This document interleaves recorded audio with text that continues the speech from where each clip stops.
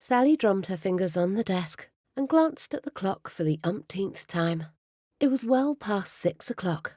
Where on earth was Joey's father? Couldn't he have telephoned when he realised he was going to be so late? All the other children had gone home an hour ago. Jane Miller, who ran the small nursery, had warned her Mr. Roberts had a demanding job, which sometimes kept him a little late. Fine. She didn't mind hanging around for 10 minutes or so, but this was ridiculous.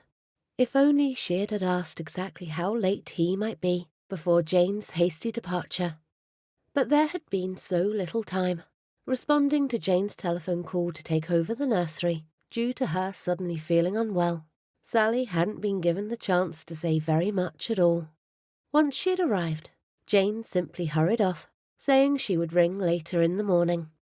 Sally recalled how nervous she felt, being thrust among 12 young children.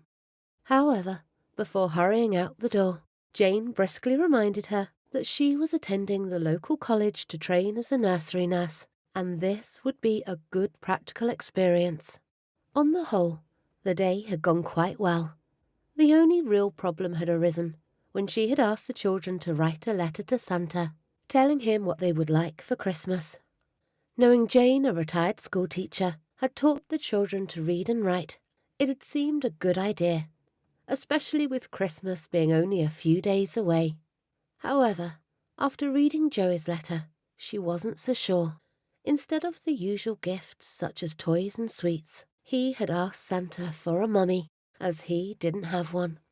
Quite upset, Sally set aside her original intention of inviting the children to read out their letters. Instead, she had told them she would post them to Santa that evening. When Jane rang later in the morning, inquiring if everything was all right, Sally took the opportunity to ask about the children. "Is there anything important I should know? I don't want to do the wrong thing." Jane told her they were all healthy children and played happily together. "Though, perhaps I should mention Joey sometimes needs a little extra attention. His mother died when he was 1 year old, and because he can't remember her, he believes he never had one." "Miss Hughes?"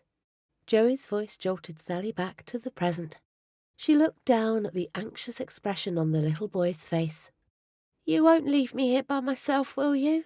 Mrs. Miller always stays with me when my dad is late. He can't help it." "No, of course I won't leave you. We'll wait here together until your daddy comes to collect you." Another half an hour crept by.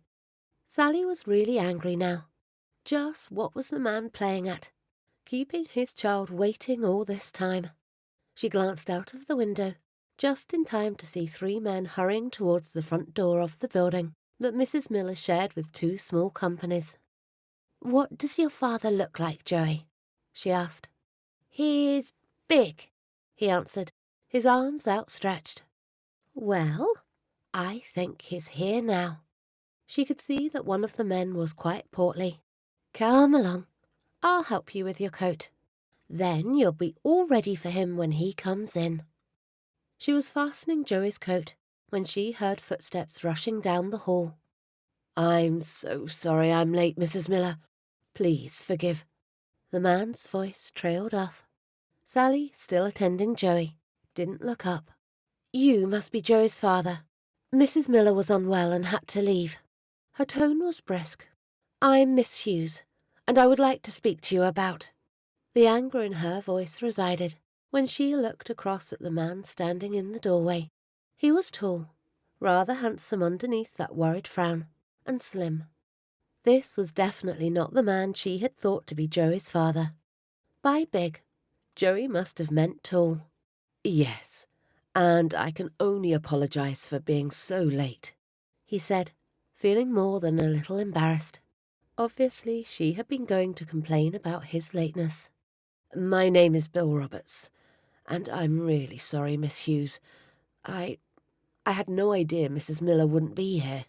I usually telephone if I'm going to be so late, but today I got caught up in a couple of meetings and couldn't get away. I hope you'll forgive me." "It's quite all right," she replied.